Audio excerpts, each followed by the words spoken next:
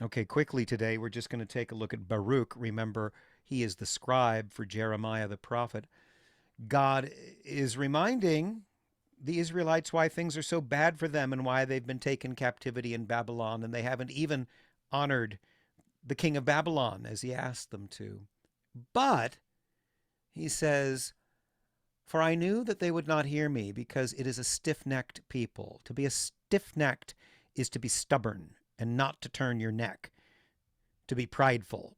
It is a stiff necked people, but in the land of their captivities they shall remember themselves, and shall know that I am the Lord their God. For I will give them a heart and ears to hear, and they shall praise me in the land of their captivity, and think upon my name, and return from their stiff neck and from their wicked deeds. For they shall remember the way of their fathers, which sinned before the Lord.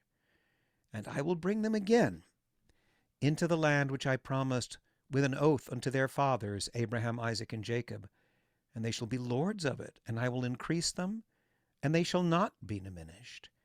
And I will make an everlasting covenant with them to be their God, and they shall be my people.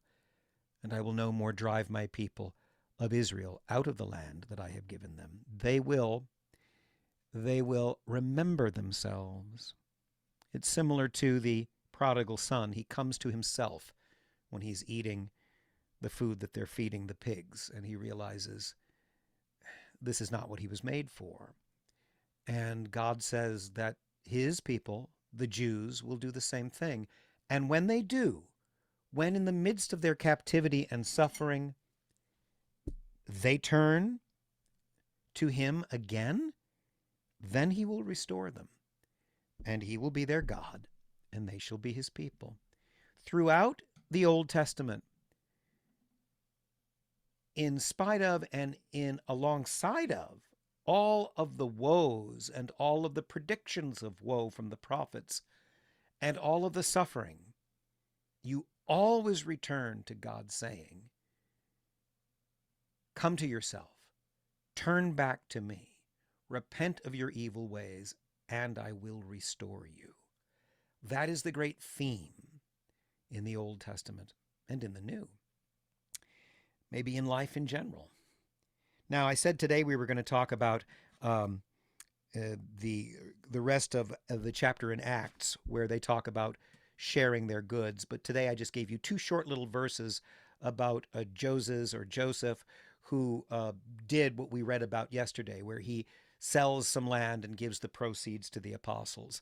But tomorrow is when we pick up the flip side of that story, and when we realize that the early church was not perfect. But that comes then.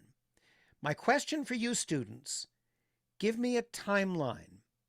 It gets confusing, and I want to make sure you know what we're talking about. Tell me, number one, when is Solomon building the temple? What year? Or about what year, if we don't know exactly? Number two, when is Baruch writing? When have the Jews been taken captive in Babylon? And then number three, when are the events that are being relayed in the book of Acts? And again, we don't know the exact years for some of these things.